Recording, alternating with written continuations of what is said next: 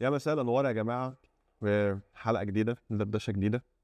الراجل ده جايين نواسين النهارده بعد ما ارسنال خسر والاهلي كده كده بيلعب زي الخرا. لم اليوم، الاهلي لم اليوم. الاهلي لم اليوم، لم اليوم. كده لم اليوم. يعني نتيجة يعني. ايه يا باشا اللي بيحصل في الاهلي؟ والله كتير. كتير صح. انا دي واحده من اسوأ المواسم اللي اشوف فيها الاهلي بيلعب كوره. صح 100%. مفيش حاجه واحده ماشيه صح. و طبيعي الكوره ما بتخدمكش في اي حاجه خالص وانت مش محظوظ بسبب العبث اللي بيتقدم ده. فقول لي ايه رايك في اللي بيحصل، ايه رايك في ماتش النهارده الاول، و رايك في موسم الاهلي عامه. بص، ماتش النهارده الحاجة الإيجابية الوحيدة اللي حصلت هو النتيجة، إن أنت كسبت. فبقى الموضوع ماشي بقى، يعني فيها إنه تكسب الماتشات اللي باقية وتستنى الزمالك وبيراميدز حد يقع، حد مش عارف يخسر ماتش، وأنت تكسب الماتشات المواجهات المباشرة، فتمام. والحاجة التانية اللي ممكن هتساعدك شوية، إن أنت عندك إجازة 14-15 يوم، ففرصة تبتدي تعالج. يعني لو في نية إنه الراجل يشتغل ويعالج وحاسس إن هو مكمل، فيشتغل بقى على الفترة اللي فاتت. فدي الحاجة التانية الإيجابية. إنما ماتش النهاردة تاني وتالت، ويمكن دي المرة الكام اللي بتحصل في الموسم، ودي حاجة برضو أنا مش واخد عليها، إنه تقول ماشي الأهلي اتظلم الماتش اللي فات، مفيش أكبر من كده دافع، مفيش أكبر من كده استفزاز اللعيبه ان هم يجزوا ان قبل الماتش وانت بتفتح انت عارف الاهلي النهارده يكسب سكور. ما بيحصلش. بس هقول لك اسبابها ايه. بس في الاخر الماتش ما يفرقش كتير عن الماتشات اللي انت لعبتها، الاخر 10 12 ماتش لعبتهم. الفرق الوحيد انت كسبت، انت كان بقالك 4 ماتشات ما بتكسبش. الفرق الوحيد انت كسبت، خلصت وعرفت. كنت نسيت موضوع بلس 90 ده، فكسبت. حصل ايه مختلف عن ماتش سيراميكا؟ ولا حاجه. حصل ايه عن الماتش اللي قبله؟ ولا حاجه. ففنيا انت لسه بتعافي، لسه عندك مشاكل كتير قوي، بس ده الايجابيه الوحيده من ماتش النهارده بالنسبه لي. ما اعرفش لو انت برضو طلعت بحاجه مختلفه من الماتش بتاع النهارده ولا لا. انا طلعت بحاجه مش مختلفه، بس اتاكدت ان الاهلي مش هيكسب الدوري باللعيبه دي، ولا السنه دي ولا السنه الجايه. اكيد كده كده مدرب كل الناس عارفه اللي فيها. واكيد ماشي في مشكله فنيه كبيره في الاهلي، بس في مشاكل تانية مخصوصه باللعيبه دي، ومشاكل تانية خاصه بان السكواد ده اتبنى غلط. بالظبط كده. واتبنى بطريقه مخلياك عايزه تحشر اللعيبه دي كلها. انت عندك 11 لعيب بس، لو جبت نجوم العالم كلها هتنزل ب 11 لعيب بس، منهم 3 4 مهاجمين بالكتير. فانت يعني زي ما بيقول كده، جيت تفصل الجاكيت البنطلون ضرب منك. انت صرفت كتير قوي في اللعيبه اللي قدام دي، وفي مراكز كتير قوي انت مش مدعمها، وفي طبعا غلطات تانية كتير هنتناقش فيها دلوقتي. بس ايه، خلينا ناخد رايك انت الاول على التشكيله اللي بدات النهارده. انا بالنسبه لي تاني اللي انت بتقوله ده برضو امتد للماتش بتاع النهارده، ان انت عاوز تراضي الكل او تحشر الناس كلها، عاوز تلعب، عاوز تجرب يعني دي مش اول مره زيزو يلعب 8. فعاوز النهارده سحب المفروض ديانج، وبدأ بزيزو وإمام على مروان عطية بس. ودي بتعمل لك تاني مشكلة في ان انت تسترجع الكورة اسرع لما بتسحب ديفندر من الاتنين ديفندرات. تمام.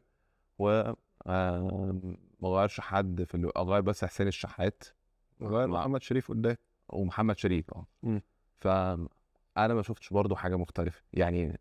محمد شريف بالنسبة لي انا برضو مش عاوز اظلم، لانه الكرة ما بتوصلش كتير، لان المهاجم بتاع الاهلي ما بيوصلوش 3 4 فرص على بعض في الماتش. بس انا برضو انا ما شفتش فرق بين اوتاكا على محمد شريف، على هو ما فيش اي فرق. ده برضه راح من ربنا ان الكوره ما توصلوش. انا عشان لو الكوره لو وصلت له، ما انت هتشوف برضه حاجه تزعلك، في حاجه تضايقك. بص انا لا، انا يعني بالذات في موضوع اوتاكا ده، انا برضو على محمد شريف مش على على محمد شريف 100%. هو مش فارقه كده كده تضحك تحديدا على محمد شريف. بس انا بس جزء بتاع مروان اوتاكا، انا مش عاوز اظلم انه انت جايب لعيب في 6 شهور في اعاره، فهو كده كده مضغوط بانه هو محتاج يطلع نار من بقه 6 شهور دي بس. فانه فتره انت كده كده اصلا عندك مشاكل في ثقتك في الفرقه كلها مهزوزه، فهتركب عليهم مهاجم مطلوب منه ان هو يبقى في مفرم وطالب منه هو كل ماتش يجيب جون او جونين يعني مهاجم بعد وسام. فده ضغط زياده عن الطبيعي. فبس في الاخر انا التشكيله بتاعت النهارده انت برضو اثبتت ان انت مش محضر للماتشات المتوقع فيها ان انت هتواجه فرق متكتله هتستحوذ فيها على الكوره. ف لا صنعت فرص كفايه، لا عرفت انت ما صنعتش فرص اصلا، مش كفايه. انت مفيش، انت لعبك كله متمحور حوالين العرضيات، مفيش ولا كرة بتحاول تلعبها من النص. كده كده النص ماشي مقفول، ما عنديش مشكله، بس ما ينفعش لعبك كله يبقى بعرضيات، وده الحل الوحيد اللي قدامك. ولو يا عم هتلعب عرضيات ما ينفعش تهاجم لي محمد شريف، انت اصلا عارف ان هو لو الكرة جات له على راسه في الست ياردة لوحده مش هيحطها. دي حاجه. فانت انا ما اعرفش ليه ايه، بس يعني دي قله حيله بزياده قوي، ان انت ما عندكش غير العرضيه اللي تلعب، كل مره بتسيب محمد هاني باتنين على واحد، اللي هو هيخش لوحده على الباك الوينج، ويخش يحاول يرفع الكرة من اي حته وربك يكرم. دي قله حيله، انت ما فيش جمله واحده توحد ربنا بتتلعب. انا ما اعرفش. انا يمكن بص، هو التشكيل ممكن يكون بيقول لك انه هو عاوز يعمل جبهه امام بهاني وزيزو وحسين الشحات، وارد ده اللي يكون في الدماغ. انت شفت زيزو جاي كام مره النهارده على اليمين، ناحيه اليمين؟ الشوط الاولاني مرتين ثلاثه مثلا. معرفش انا، بس يعني انا بقول لك ده اللي شفته من التشكيل. اللي انت بقى اتفاجئت بيه في الملعب انه اولا مثلا امام هو بعيد قوي قوي عن الجول، على طول بعيد قوي عن هو الجول. بدل النهارده امام مروان فدي بالنسبه لي كانت علامه استفهام. انت خلاص ابتديت تلوش انه مؤخرا الاهلي لما يبقى ليه شكل واللعيب الوحيد اللي كنا بنقول جريء وعارف طريق الجون وانه هيوصلك باسرع طريقه هو امام عاشور. انت بعده عن الجون. ممكن اسالك سؤال في حته هل انت شايف ان حته ان هو يبعد امام عاشور عن الجون دي عشان اماكن تحركات امام، هو من الموسم اللي فات والموسم اللي قبله اماكن تحركاته دايما بتبقى مايله ناحيه، هو بيلعب 8 بس بيبقى مايل ناحيه الشمال وبيكمل وينج شمال، وفي ماتشات كتيره جدا لعبها وينج شمال. بالظبط. فهل شايف ان تحركات امام بتتعارض مع تحركات تريزيجيه، وهو في مشكله واضحه للعمى ان في مشكله كبيره جدا ما بين الاثنين دول، بان كل واحد عايز يفرض سيطرته، ان لا انا نجم الفريق وانا افشخ واحد وانا اللي هكسب الاهلي وانا اللي جامد فيكو وهاخد الكرة بدراعي، وكل كرة هخش هبقى عايز اقطم واشوط. 100%. دي واضحه واتبلورت في ماتش الترجي، ان مفيش حد فيهم بيباصي الكرة للتاني وكل واحد بيخش على الشمال انا اللي عايز اقطع واشوط. فهل انت شايف ده كان جزء من، هو مدرب جبان كده كان عندوش شخصيه ب 2 جنيه، فقال لك الحل ايه؟ ابعدهم عن بعض في الملعب، خلي ده يتحرك في حته في الملعب وده يتحرك في حته تانية، ويمكن لما امام يرجع لورا ان هو يساعدك شويه في انك تبني لعب من ورا، يبقى زي ديب لاينج بلاي ميكر، عشان انت عندك الدنيا متكتله، مش هيحل قوي قدام. بص انا ده جزء بقى من اكبر مشكله فنيه للاهلي. تمام. وهي انه انت بالعافيه عاوز تولف لعيبه مع بعض يمين شمال، مش يعني التوليفه دي مش هتنجح. ليه بقى؟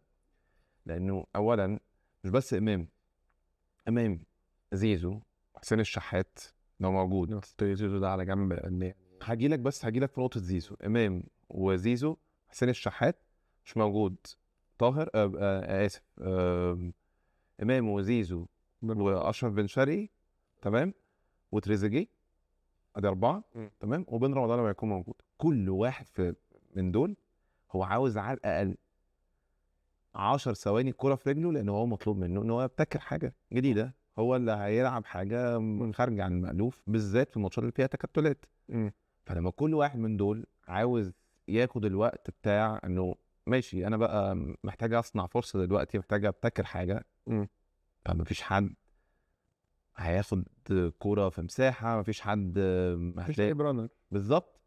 فمفيش حد اصلا هيخلق مساحه، في كله عاوز الكره في رجله لغايه هاني النهارده.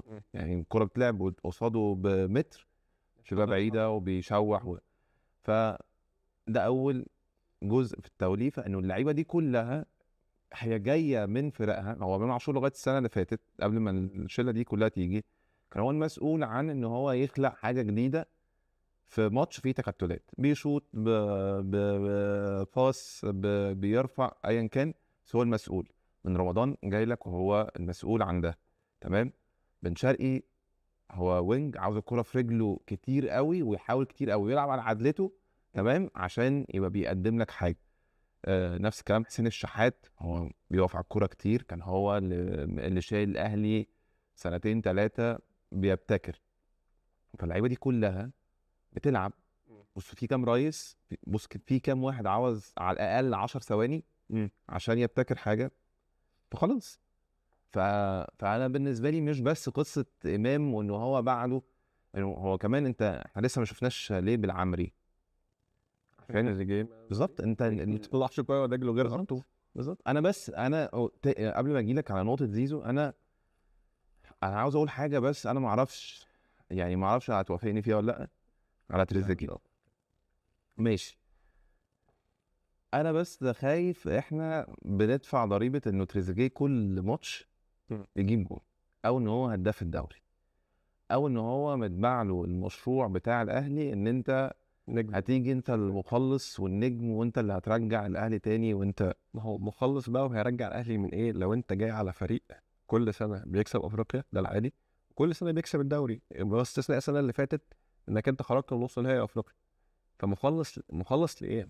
ما انت بالظبط جاي على فريق انا بقول لك كسبان ده المشروع اللي اتباع له، ان هو انا متنازل على الفلوس كتير قوي عشان اجي الاهلي. انا مش عارف ده، انا كان ممكن لسه العب 3 4 سنين كمان في اوروبا بس جيت الاهلي. ده انا كان مش عارف معروض عليا ايه في السعوديه بس جيت الاهلي. فكل ده الطبيعي بتاعه ان انا هبقى اكتر لعيب بيحاول في الملعب. انا مش عاوز اقول صاحب الكوره، بس هو انه طبيعي ان لعيب في الماتش بيحاول 10 12 مره لوحده، ما طبيعي هيجيب جول، صح. بس ده ليه تاثير سلبي على الفرقه كلها. انت بقى بتلغي اي حاجه حواليك. لا هو مش بيلغي، هو بيلعب ما بيبصيش كوره بالظبط. يعني انا دلوقتي بيبقى مضطر. ما هو انا ليه، انا برضو ليه مش مثلا ما كنتش موافق على كلامك في الجزء بتاع مروان عثمان او شريف حتى. مش احسن مهاجمين يجوا الاهلي، او مش احسن مهاجمين يعوضوا وسام. بس انا لو مهاجم دلوقتي والكرة في رجل تريزيجيه، لا انا افكر مرتين قبل ما اتحرك او قبل ما استنى الكوره. انا عارف ان الكوره دي مصيرها انه هو كل الناس عارفه انه تريزيجيه عاوز يلعب اللعبه بتاعته اللي بيحاول فيها من 10 سنين، تمام. كام مره انت عارف من غير ما اقطع كلامك، بس بسام في ماتش سيراميكا والله العظيم لما تريزيجيه بيستلم الكوره هو بياخد خطوتين، دي كانت باينه قوي، بالظبط بياخد خطوتين ناحيه البعيده ويستنى الكوره لحد لدرجه ان هو ما بيترميش عليه، هو بياخدها وهو واقف. بالظبط. ده اللي انا بقول لك بقى في انه طيب خلاص، يعني هل ده بس يعني هيحط تريزيجيه في المكان بتاع انا المخلص وانا اكتر واحد بيحاول ما هو طبيعي لما تحاول على المحاولات دي هتجيب جون في الماتش. اكيد. بس في ماتش تاني احاول بطريقه تانية كان ممكن اجيب جونين وثلاثه واربعه بطرق مختلفه.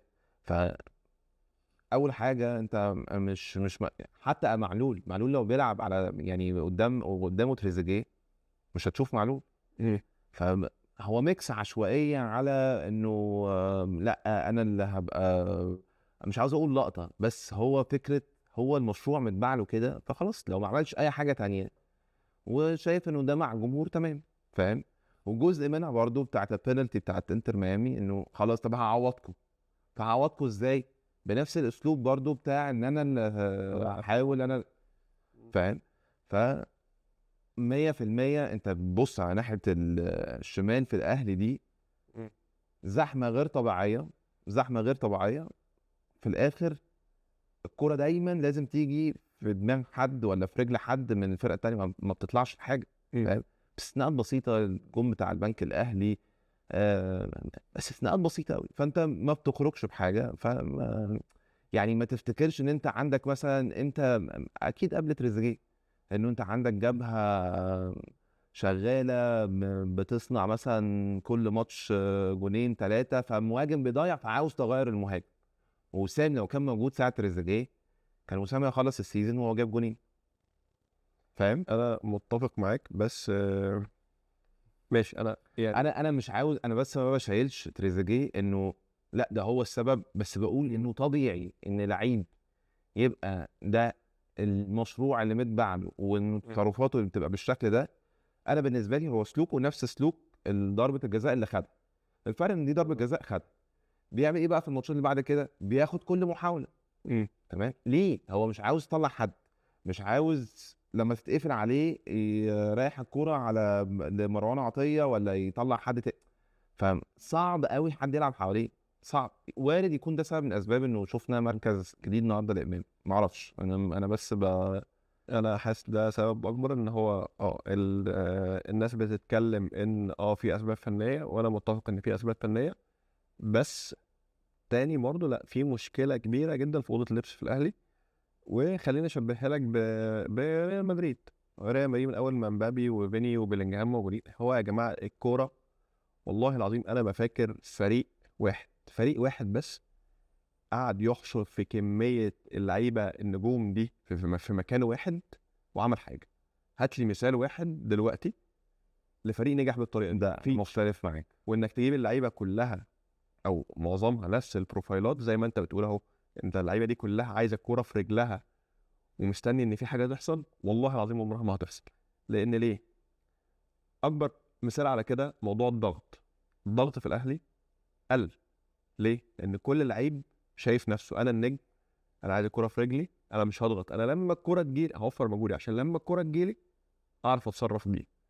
بس مفيش فريق او مفيش لعيب فيهم بيفكر لمصلحه الفريق ككل، لا هو كل واحد بيفكر في نفسه. انا يا جماعه أنا النجم، انا اللي هاجي اخلص لكم الدنيا، انا اللي هتصرف بالكوره لما الكوره تجيلي. طب يا معلم اضغط، هات الكوره من قدام، لا. طب الكوره اتقطعت، ارجع دافع، لا. فكل واحد شايف نفسه انا النجم، انا الفشيخ. عشان زي ما انت ممكن تكون بتقول، هو فعلا المشروع اتباع له كده. احنا يا جماعه بنعمل فرقه نجوم العالم ويلا بينا تعالى. مفيش حاجه اسمها كده، مفيش حاجه اسمها كده في الكوره. بص انا بس مش معاك في الجزء بتاع عشان انا عاوز اخد اللقطه. انا ممكن تكون دي مشكله حاصله عشان هو بس مشكله فنيه يعني نقطه، بس مش عشان اخد اللقطه ولا عشان اللي ماشي معاك ان لا. هي مشكله فنيه، بس لا، في جزء كبير جدا في موضوع الانضباط عامه، وان المدرب ده شخصيته ضعيفه جدا، فلا هي بتلعب تعمل اللي هي عايزاه، واوضه اللبس بايظه في الاهلي. اوضه اللبس دي بايظه، ده حاجه عايمه برضه يعني. بايظه ليه؟ يعني ليه اوضه اللبس بايظه؟ عشان حد بياخد اكتر من حد؟ وارد حد بياخد اكتر من حد شايف نفسه انا النجم والباقي مش مهم. ده كله اسباب تبوظ اوضه لبس، ده طبيعي جدا. والتاني مفيش كابتن في الاهلي بقاله كتير جدا. الشناوي مش طب شخصيه حد بياخد اكتر من حد، ايه علاقتها انه هاني بيلعب اساسي ايا كان ايه اللي بيحصل؟ ما هو هاني بيلعب اساسي في مصر كلها، حد مش بيلعب بيلعب، في حد بياخد اكتر من حد، ايه علاقتها ان انت دفاعيا عندك تمركز، عندك فضايح في التمركزات وعندك دي بقى النقطه التانيه انا كنت بقولها لك. انت صرفت او ركزت ميزانيتك ان انت مركز ميزانيتك كلها في الجزء اللي قدام تحديدا، وعندك مشاكل واضحه في مركزين ماشي او 3 مراكز انت ما بصيت لهمش اصلا. حرفيا انت زي ما قلت لك في الاول، انت ظبطت الجاكيته والبنطلون ضرب، انت قعدت تحشر قدام. طب المدافعين بقى اللي انت عايز، اللي هم اصلا لو انت ما عندكش مدافعين، ولا انت هتطلع بالكوره صح، وما عندكش مدافعين ببروفايلات معينه ولا تطلع بالكوره صح، وفي نفس الوقت اللي انت خلاص تحاشر فيه الكميه الرهيبه من المهاجمين دول، ومستني بقى ان اي كوره تجيلك الدفاع يعرف يتصرف فيها، هو الدفاع مش عارف يتصرف فيها. فبالتالي ماتش زي ماتش سيراميكا عادي ان هو كوره تشوط عليك في الماتش كله وتخش جول. زي الطبيعي ان الكوره دلوقتي الاهلي بيروح عليه كوره ولا كورتين في الماتش بيخش جول. ده مش طبيعي. يعني ممكن انا بس اولا ماشي معاك في انه انت طبعا، انا مش عاوز اقعد اتكلم على موضوع سكواد بيلدينج او انه انت بنيت دي الفريق ازاي. قاعده تانية. لانه واشرح لك انه فنيا مؤثره ازاي، بس هو يا ريت على قد ان انت بتحشر، انه حتى لو كنت حشرت اللعيبه دي كلها وكل لعيب عاوز مش عارف يعمل ايه وهو ياخد لقطه، بس اللعيبه دي سنها اصغر، كان ممكن يبقى في فرصه ان انت تصلح. لكن انت حتى دلوقتي انه واكبر دليل عن بس مشكله الاهلي فنيه وليها علاقه بامكانيات اللعيبه. انا بس عشان انت برضو في الصيف اتباع علينا بيعه بتاعت انت جبت احسن حاجه في السوق واكبر سعر في السوق، وده غلط تماما. تمام. ليه؟ لانه الراجل ده اول ما جه تورب، اول ما جه كان لاعب بيلعب سوبر صح؟ طيب اول ماتش اتفرجنا عليه كان سيراميكا اول شوط وماتش الزمالك. انا قلت ده بقى ده نفس طريقه ضغط فايلر، نفس الريتم بتاع فايلر، جزء من الاهلي بتاع فايلر صح. وبعدين حافظ على ده شويه لغايه كاس الامم. بعد كاس الامم اللي معدل اعمار اللعيبه اللي كان عمرها حتى صغير فبتقدر تضغط وتجري في الملعب، واضح ان هي جايه لك مخلصه من كاس الامم. بس تعالى بقى للعيبه اللي انت عاوز تتكلم عليها دي، اللي عاوز تضغط وتجيب الكوره، وهي مش المشكله عشان انه انا نجم فمش هضغط واللي جنبي مش عارف بيعمل ايه، هو عشان دي امكانياته. هو اللعيبه الوينجات اللي احنا اتكلمنا فيهم دلوقتي، زيزو، تريزيجيه، بن شرقي، حسين الشحات، مين فيهم تحت 30؟ لا بس انا ماشي، كملي بس النقطه دي، مين فيهم تحت 30؟ ولا واحد فيهم. ولا حد صح. فبقى انه انت طالب ان انت على طول بيضغطوا على طول ان هم لما الكرة الاهلي في ايدها عاوز تسرع الكرة في ثانيه ثانيتين صح. صح. طبعا بعيد عن مروان عطيه وديانج. تمام. فعاوزهم هم اول ناس يضغطوا. طيب لما ده اتنفذ اخر مره شفت الاهلي بيضغط وعامل الجيم ده، لعبت كام دقيقه من 90 دقيقه وبعد كده انهارت المترجي صح. فاذا هو مش عشان اللعيبه دي ليها علاقه بان انا النجم فمش هضغط. اللعيبه دي ميته من الجمهور، مرعوبه من الجمهور، بجد مرعوبه، بس هي دي امكانياتها. هو هتضغط لو الجيم اللي انت عاوز تلعبه ضغطت فيه بالشكل ده، في اخرك هتلعب 50 دقيقه وبعد كده هتنهار فتشيل 3 زي ما حصل في ماتش الترجي. انا متفق معاك في حته الضغط البدني، بس معلش يعني ما هو مش اول فريق يلعب كده او يضغط او يبقى عايز يضغط من قدام وهو عنده اعمار سنيه متقدمه. بس الفكره في تقسيم الماتش وتوزيع الضغط، امتى هتضغط وامتى لا. ماشي، بس انا بقول لك ان دي اول مشكله. ماشي، دي اول فيها جزء فني، ماشي، ده اول جزء. الجزء الثاني انا بقول لك مليون في الميه لا، هو جزء انضباط وجزء ان اللعيبه دي يعني انضباط برضه. هقول لك انا يعني انضباط، يعني اللعيبه دي من الاخر قرت ميه المدرب ده ان هو مدرب جبان وضعيف الشخصيه، فبالتالي خلاص انا ليه اهين نفسي. والدليل على كده ان اللعيبه دي لما هي نفس اللعيبه، تريزيجيه وزيزو وامام عاشور، لما بيروحوا المنتخب مع حسام حسن وبيمسكهم يفشخهم فيهم ما بيرجعش يدافع. انا مش بدافع عن تورب خالص، بس بقول لك مين قالك ان هو ضعيف الشخصيه؟ يعني ليه ما يكونش هو بجد مشكله هو مش عارف يدير ماتشات او مش عارف يوظف لعيبته كويس، بس عادي هو ممكن يكون قوي الشخصيه. يعني ايه يعني كم مره مثلا لازم يشخط وما شخطش ولا عمل ايه؟ مش لا بالنسبه لي لا، مش لازم عشان تبقى قوي الشخصيه اللي هو تقعد تحزق على الخط. بس ابسط مثال ان اللعيب اللي يبقى غلطان يتعاقب، دي حاجه بسيطه جدا، سواء بقى منه من الاداره ايا كان. غلط فني يعني غلط في الماتش، غلط فني، غلط بره الماتش، اللي يغلط يتعاقب في حاجات او رولز للفريق. طب ما هو يا ابني ما هو اخر لعيب غلط مين؟ كتير يعني بالنسبه لي في بن شرقي في ماتش الترجي عمل ايه؟ الباصه اللي باصاها غلط وبعد كده ما رجعش اصلا. ده انت ماشي، ما هو دي غلطه، بس في الاخر هو صدفتها ان هي جت جون. بس دي بتقول في مليون حاجه حصلت بعد ما بن شرقي، اصل بن شرقي برضه ما لعبهاش لعيب الترجي عند خط الجون. يعني في حاجات كتيره قوي حصلت بعد ما بن شرقي بص الكوره غلط. هو في الاخر مش اخر لعيب بص الكوره غلط، هي بس صدفتها ان هي جت جون. فاهم؟ غلط، ما قلتلكش حاجه، بس هيتعاقب هتعمله ايه؟ هتستبعده؟ مش تستبعده، بس ما يبداش تاني ماتش اساسي. ما هو برضه هو الفكره انه في حاجات كتير قوي حصل في انت اتمركزت غلط. تمام. في حد رحل وفي حد قرر ان هو يلعب على الاوفسايد. تمام. وبعدين ما ضغطتش كفايه او ما ضغطتش بسرعه على الراجل اللي معاه الكوره. بعد كده في 2 لعيبه عندك دخلوا في بعض، وبعد كده الراجل خد قرار ان هو اقول لك فاهم. فانا بس مش عاوز اختزل اصل لعيب غلط فني دي عادي باصه ممكن بس اثبت لك ان هو مدرب ضعيف شخصيه. دلوقتي زيزو بيلعب ليه في الاهلي؟ او زيزو دلوقتي بيبدا كل الماتشات ليه؟ زيزو دلوقتي انت النهارده بدات بيه 8. هل زيزو اللعيب اللي عنده مقومات ان هو يلعب مركز 8؟ هل زيزو مثلا انت عمرك شفت له باصه بتكسر خط؟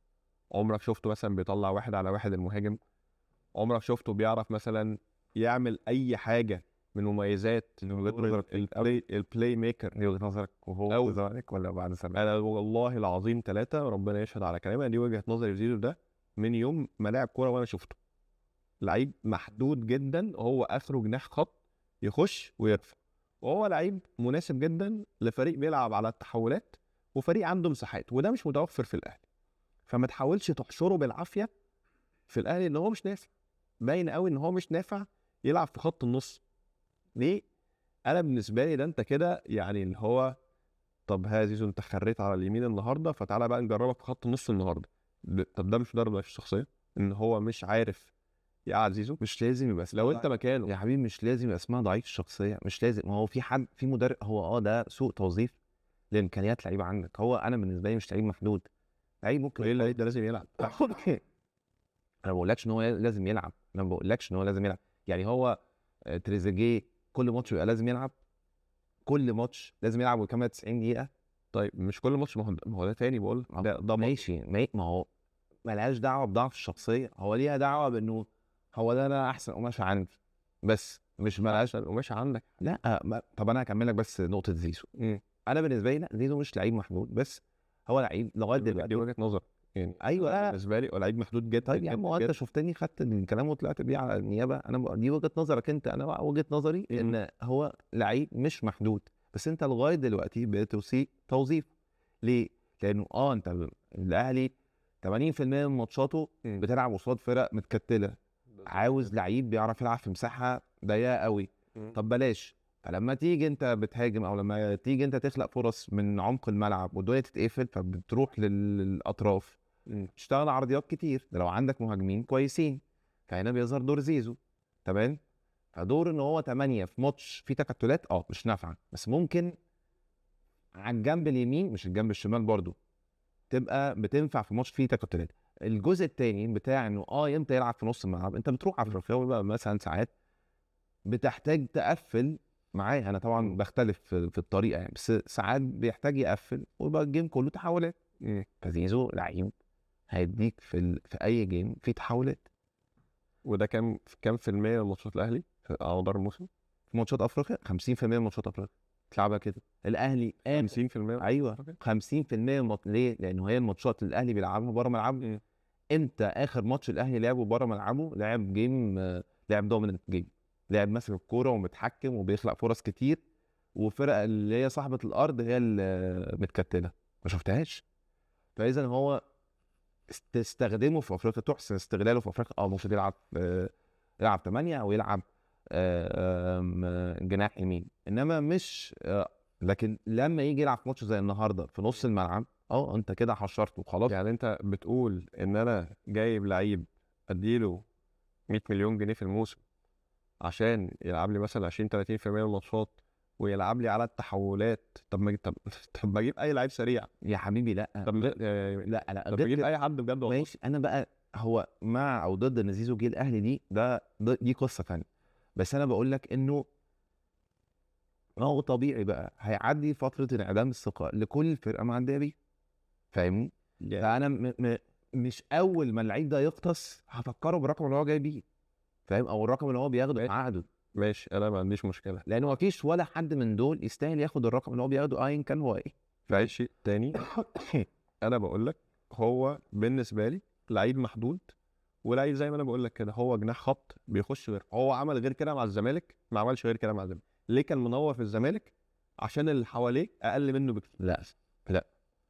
لا مفيش كده خالص، مفيش حد يقول كده على فرقه واخد الدوري لسه. هو يعني برضو انت، هو زيزو جاي لك من حيث استمراريه، من حيث ارقام، من حيث تاثيره على فريقه، هو من احسن لعيب في مصر او من احسن 3 لعيبه في مصر، صح؟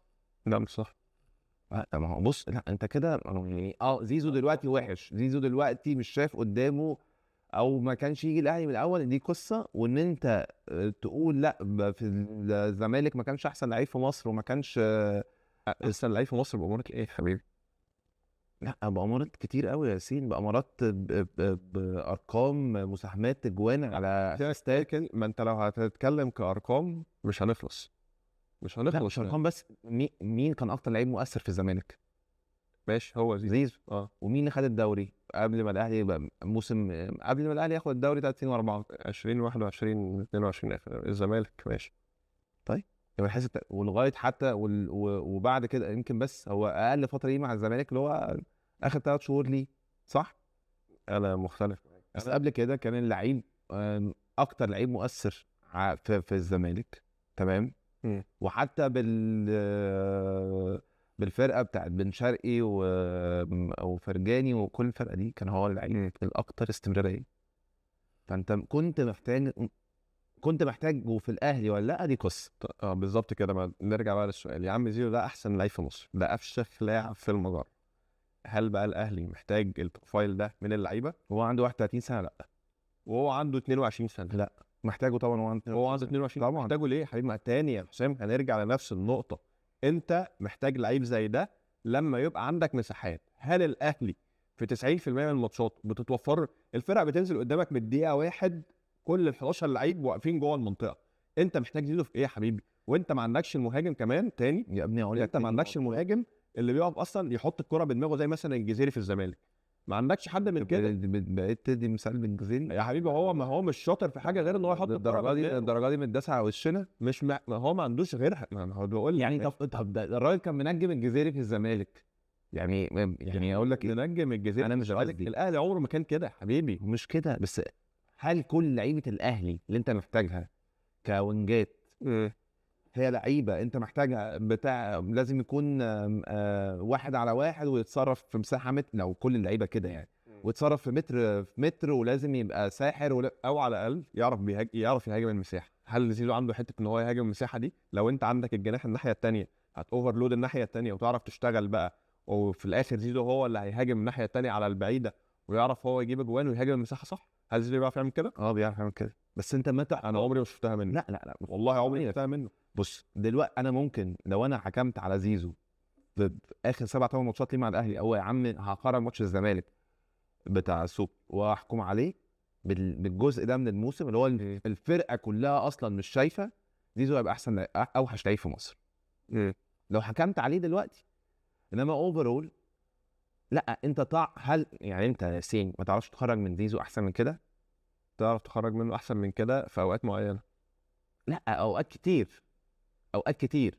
لانه برضه خد بالك، ما هو الزمالك ما كانش بيلعب جيم مختلف قوي عن لا عن الجيم اللي بيلعبه الاهلي دلوقتي. لا مختلف معاك مليون في المية. عمر الفرق ما بتنزل قدام الزمالك زي ما بتنزل قدام الاهلي. من يوم ما الكوره بدات في مصر الفرق بتنزل قدام الزمالك حاجه وبتنزل قدام الاهلي حاجه. الفرق ما بتلعبش كوره قدام الاهلي، والله العظيم مش عايزين يلعبوا كوره. هو بالنسبه لك انت هنزل ادافع ال 90 دقيقه وهلعب على تحولات بفكره معينه. طيب انا بس رايي انه زيزو لعيب لو بس احسنت استغلاله او توظيفه هيديك اكتر من كده بكتير. ما ينفعش تحكم عليه في الفتره بتاعت دلوقتي وتقول ان هو لا ده ما مش نافعني، او تربطه على طول بال100 مليون او 90 مليون او ايا كان ايه الرقم الصح. هربطه بال100 مليون اسمعني هو بس. اللي دخل في شكل الدنيا. اسمعني بس، اسمعني تمام. وتقول لا ده افشل لعيب في الدنيا. ما ينفعش اختزل كل حاجه في ال 10 12 ماتش دول. لا انا دي مش معاها خالص، فاهمني؟ ماشي سيبك من 10 12 ماتش دول. زيزو عمل ايه من اول ما جه الاهلي؟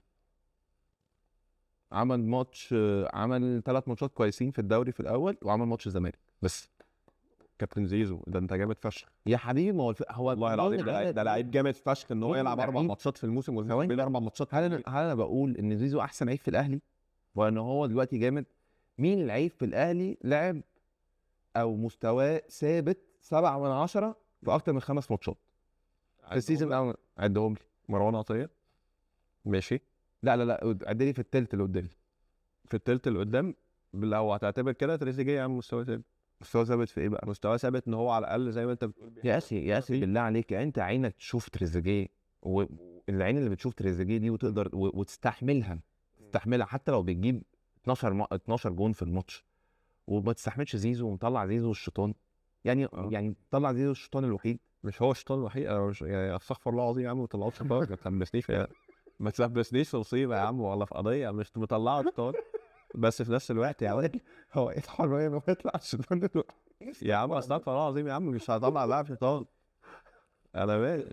لا انا بس وجهة نظري انت متحامل حبتين، واختزلت على طول انه شاورت عليه او انت تاني لا، انا وتالت قلت لك ان في مشكله عند امام وتريزيجيه. انا قلت لك في مشكله، اول حاجه قلتها لك ان في مشكله عند امام وتريزيجيه، ان ادوارهم شبه بعض جدا، وكل واحد فيهم عايز يشيل الرايه وانا افشخ واحد ونجم الفريق، وهما الاثنين بيحاولوا يعملوا نفس الحاجه بالظبط، وفي نفسنا ما بينهم واضحه جدا. بس ده ما يعفيش في زيزو، انك انت يا زيزو انت بتقول بقى انا جايبك احسن لعيب في مصر. انا ما شفتش منك اماره بان انا احسن لعيب في الشرقيه مش في مصر. والله العظيم ما ادتني اماره انك انت يا عم تعدي مركز الحسينيه. لا مفيش. لا الشرقية فيها لعيبه والله العظيم ما في. لا مش معاك انا في جزء. ماشي يا صاحبي، واحده واحده بس بالعقل. انت دلوقتي قلت ان هو احسن لعيب في مصر قبل ما يجي ده. ايوه قلت لك ده كام ماتش حلو، قلت لي 4 ماتشات. يا حبيبي عشان الاهلي كله مش شايف. الاهلي ما ينفعش تيجي دلوقتي تقول مروان عثمان، مروان اوتاكا ده كان انت جاي لك وبتقول خلاص انت لقيت ضلتك وبديل وسام وعد، جبته في فتره ضغط زايد عليه، مطلوب منه ان هو كل ماتش يجيب جونين في كور ما بتوصلوش. انا بس بكلمك انه ما ينفعش تختزل فتره الفرقه كلها مش شايفه وتشاور على لعيب بعينه. هو من يعني عكس تريزيجيه هو سبب رئيسي بقصد في المشكله، مش بقصد اللي هو انا عاوز ابوظ اللعب، بس هو فاكر نفسه بينقذ الاهلي وبيخلصه من الجحيم، والعكس صحيح بيحصل. انما هدت بشيلها دي. انما زيزو انا بالنسبه لي انه بس الموضوع في توظيف اللعيب بيلعب مره على الشمال ومرتين على اليمين ومره في قلب الملعب، فمش هتاخد منه 100% اللي انت كنت بتاخده في الزمالك. بس تاني دي مش مشكله توظيف، دي مشكله ان زيزو لازم يلعب وخلاص. ما هو لو كده تريزيجيه ما هو نفس ميزانك ده. لا، ما هو تريزيجيه يبقى تريزيجيه لازم يلعب. ما هو اللي شايف انه زيزو عشان بيلعب على ضعف الشخصيه، يبقى بقى ايه؟ يبقى لما تريزيجيه بيلعب كل ماتش ده ايه؟ طب يا عم يعني عشان بس ايه، لو فضلنا في الخناقه دي مش هنخلص. انت مش هتخلص، انا راجل يا عم حد يا عم زيزو ده افشخ لعيب في الدنيا. لا مش الدرجات يا عم خلاص بس في لعيبه في الشرقيه بصراحه احسن. طيب شايف الاهلي هيخلص فين في الدوري؟ شايف زيزو اولا هداف الدوري، صح في الاربع ماتشين جدا. شايف الاهلي بص صعبه في لانه زي ما قلت لك السيناريو مش هو السكريبت بتاع كل سنه اللي هو انت هتجز وبقى الخمس ماتشات زي ما انت السنه اللي فاتت. بس انا بقول الاهلي هياخد الدوري. يا عم السيناريو اللي هيحصل ان اللعيبه عندها 15 يوم من دلوقتي، ففي فرصه انه تصلح كتير قوي شكلك في الملعب، كتير قوي قوي قوي، تثبت على شكل معين، تعيد نظرتك في توظيف لعيبه معينه، او عندك ران مش كبير 5 ماتشات بس، فيهم ماتشات صعبه. انا شايف ان ده يفيدك اكتر ما يضرك، ان انت تقدر تاخد مومنتم معين، بيراميدز في الزمالك، وتصدر ضغط الزمالك في ان هو انت محتاج بس يتعادل ماتش، ولسه هو عنده ماتش مع بيراميدز. ف يعني التوقعي وشايف انه الاقرب انه يحصل فالاهلي هياخد. اتمنى، بس انا يعني توقعي غير كده بصراحه. طب قول لي السيناريو اللي ممكن يكون بيحصل. انا اتوقع ايه؟ انا اتوقع ان بيراميدز الماتش الجاي هيكسب الاهلي، الماتش اللي بعده هيكسب الزمالك، بيراميدز هياخد الدوري. شفت ماتش بيراميدز النهارده؟ شفت اجزاء منه بس انا لا لما تشوفه بقى كله بقى تعالى اقعد القعده دي. يا عم انا اكيد كنت بتتفرج على زيزو. لا بس يعني برضو ما فيش اماره ان الزمالك هياخد، ان بيراميدز هياخد الاهلي في يعني برضو صعب، مش ما فيش مؤشرات قوي زي ما برضو ما بقول لك، برضو ما فيش مؤشرات قوي للاهلي، بس يمكن عشان الجزه قصدي قاعد ورا الكاميرا بيضحك ان كده الزمالك هياخد الدوري. ها سايبني اصرف. مش عاوز تحرق لي المسلسل. سايبنا نهرت. عندي سؤال بقى. لو الأهلي كان مش تالت أو رابع رقم، شايفين إيه المفروض؟ ايه اللي هنقفله يعني ولا هنلعب؟ هم كونفدرالية هي عادي جدا وهناخدها السنة الجاية وهنلعب السنة اللي بعدها وناخد أفريقيا برضه عادي. قصدي يعني وحصل ده الفترة. لا، ما هو انت كده كده، هو انت انا مش مستني حاجه. انت يعني مش مستني اروح الكونفدراليه عشان اقول لك ان الموسم فشل بالنسبه لي. هو كده كده طريقه الصرف دي، فانت كنت عاوز تخرج باكتر من بطوله، اهمهم دوري ابطال افريقيا خرجت منها. ف... فلا، في حجم الصرف اكيد حتى لو خدت دوري مش هيبقى على قد اللي انت حققته. فمش مش ان انت خسارتك الدوري هي اللي هتقول لا ده انت موسم فشلت فيه. لا، انت كده كده بنسبه 90% انت فشلت. أي موسم الأهلي ما ياخدش فيه أفريقيا أنت بالنسبة بالظبط بالظبط. فمش هو ده اللي هيخليني اقول لا الاهلي فشل. بس هو انت لازم تبداها بان انت، انا ما اعرفش دلوقتي ما فيش اقل لجنه تخطيط. انا اعتقد ان احنا محتاجين فيها كتير قوي دي، ودورها هيبقى عامل ازاي. انا برضو تاني وتالت بحس انه القرار بتاع اقاله لجنه التخطيط ده مسكن، لانه هو انت في الاخر برضو انت اللي جبت لجنه التخطيط، ولو انت كان فوقيك حد كان اقالك انت. بس الصدفه ان انت اللي جايب اللجنه دي من غير اي يعني توقعات منها ولا دور مرسوم. فهي اللي عماله بتجيب لك مدرب من الشرق على مدرب من الغرب على مدربات مع مدربين ما لهمش علاقه ببعض. ف هتشتغل في القصه بتاعت لجنه التخطيط والسكاوتنج، هتشتغل تاني على الفريق. عندك كده كده عندك نواقص فنيه في الفريق نفسه ومحتاج صفقات تاني. فلا انا بقول لك هتعالج ازاي، انما فشل ولا لا انت كده كده لا انت فشلت مقارنه بحجم الصرف. أنا متفق كده كده. الموسم حتى لو الأهلي خد الدوري فهو موسم مين اول ومين تاني؟ للنسيان. كلام اخير. بيراميدز أول، الزمالك تاني، الأهلي تالت. اهلي اول، الزمالك التاني، عشان انت قاعد. ده توقعي. عشان انت قاعد وانت راجل محترم، فالزمالك التاني. خلينا نشوف. هنشوف. ماشي. لو وصلت حد هنا فشكرا جدا. لو وصلت لحد هنا وسمعت الجزء بتاع الشرقيه متشكرين. بحب أقول لك إن أنا مش شرقية عادي جدا يا عم هاني. ماشي يا عم، بس ما نزعلش الناس مننا يعني. ماشي يا عم، احنا اسفين يا عم. لو قلت ان زيزو ما يلعبش في الشرقية معنى كده ان في 11 لعيب احسن من زيزو في الشرقية. طيب بس انت قلتها كده يعني، فاهم؟ لو ما يلعبش الشرقيه يعني. ماشي يا عم. شكرا جدا يا جماعة. نشوفكم في حلقة جديدة أقل صياحا. سلام.